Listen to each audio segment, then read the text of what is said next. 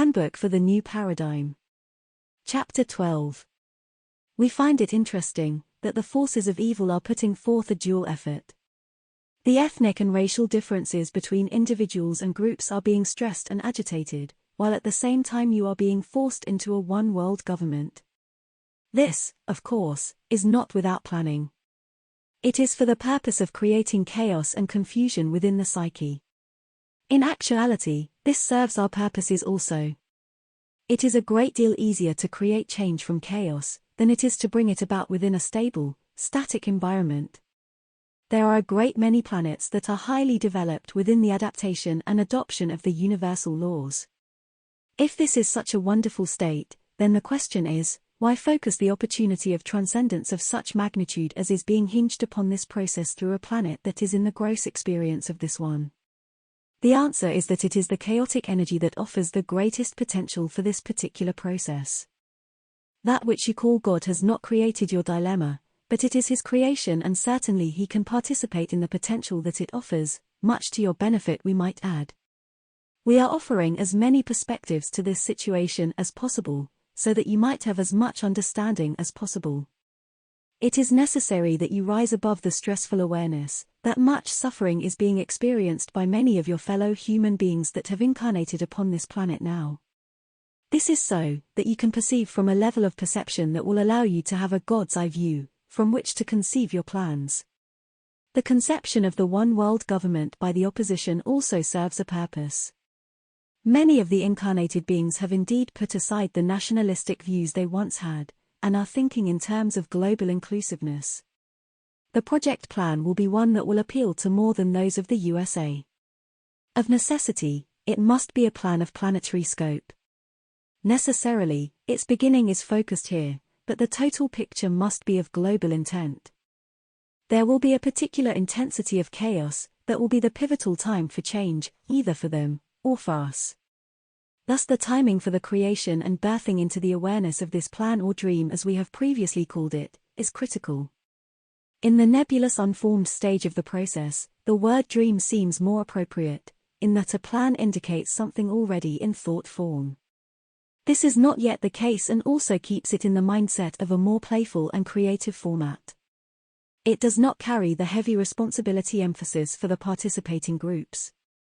It is intended to promote a maximum of possibility thinking in the broadest possible ways.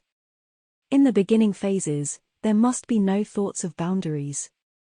Remember that we are not to consider the actions, or the reactions, of the other side. We are going to be dreaming within little-known possibilities, therefore all things are possible. The contingent plans of the other side can only work in their known reality. You are going to be setting up a reality that is far outside anything that they have even considered. It is this level of creativity that we are striving to encourage you to reach. This is creativity that will supersede and stretch beyond the current reality. Can you do this? Of course. Why do you think we tried out possible contingency plans? These are available for you in the etheric fields, not for the intention of you to choose one of them, but merely as beginning points for you to exercise your imaginations. Remember, your imagination is the entry point to the mind of God, which is infinite potentiality.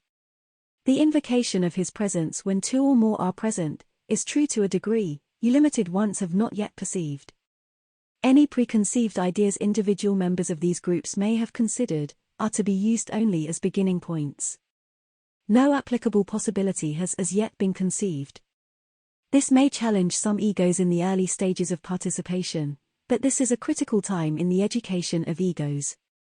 These observer parts of third-dimensional existence must be encouraged to enter into the imaging process, and through this, they will experience their true purpose. Even the ego will find joy within this process, for in experiencing its true role, it shall desire to experience more of this joy. Indeed, it is not an entity of separate identity, but is a very active aspect of the human experience that has received far too much emphasis within the complex union of soul extension energies. Yet we must credit this distortion with the creation of this planetary opportunity, so from that perspective, this activity has contributed in its own unique way. God can turn anything into a purposeful synergy to benefit the whole. More faith on the part of mankind to the reality of this truth would be of great assistance to them in this project.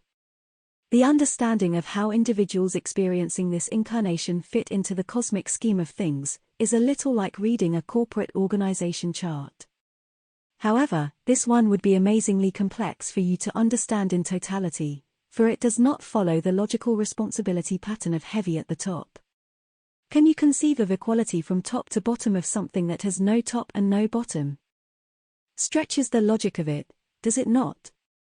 Does it make sense? Of course it does, when linear sequence is not an essential parameter.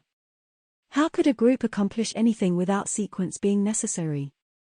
Quite well, I assure you. How can things manifest without a beginning, or an end? Amazingly, you think that it must begin as it appears in the formation of the baby. What appears to be the process in third dimension begins in the etheric. The unseen part of the process is a complete being, and already exists at the moment of conception. From completeness in one dimension, it manifests in your reality. A flower was not brought into manifestation from a plant cell, but was conceived in its wholeness not only in appearance, but also in process. Will your group be responsible for the conception of the process of what needs to be accomplished, to change this earthly dilemma? Why do you think so many etheric beings are present? We are here to help you with the unseen processes needed. Once the skeletal outline is in place, in a form that will bring the desired results, then you will not be able to imagine the activity that will take place, all focused toward a splendid moment of creation. Are you being supported through this process? You had better believe it. But it all hangs on the initiation by humanity, of actively creating its own destiny, through changing its perception of the ideal, in fact because of the chaos and confusion, in the creation of an ideal. May the energy that awaits the initiation of the process in small part fill your experience. You are much appreciated and all possible support encompasses you this day. Be of good cheer as you go about your seemingly mundane tasks. Nothing in the lives of humans shall remain mundane for long.